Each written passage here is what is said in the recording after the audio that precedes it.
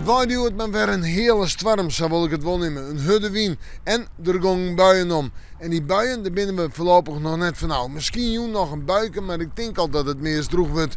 En vannacht mensen een droog waartype. Een droog waartype, mooie opklarings, maar bewolking en een hege temperatuur, 9 of 10 graden.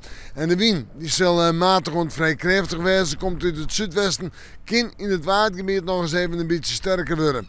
En dan zetten we terug naar het waar van morgen. Morgen dag. En daar met droog waar, nou ligt het aardig wat zinnen, letter meer en meer bewolking. Maar wij hadden de meeste zinnen van Nederland. En een temperatuur morgen dag, ik denk dat we uitkomen zo tussen de 14 en de 16 of 17 graden. Zo'n 16 of 17 graden op het Vesterloon, zo'n 14 of 15 graden op de eilonen en direct onder de kust. Want de wind komt nog altijd uit het zuidwesten, maar is matig en krachtig.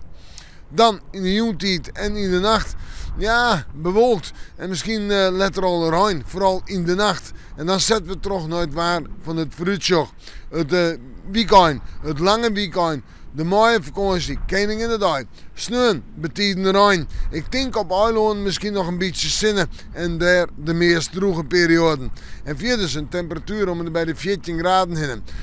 S'nachts wordt het zo'n zandje of 18 graden, maar een rein en een tongerbui. En Koninginnedag ik een aantal buien, kans op tonger en een temperatuur om bij de 16 graden heen. Maar die Koninginnedag dat kan morgen weer heel oors liedje. We maken morgen weer even in het waarschuwen.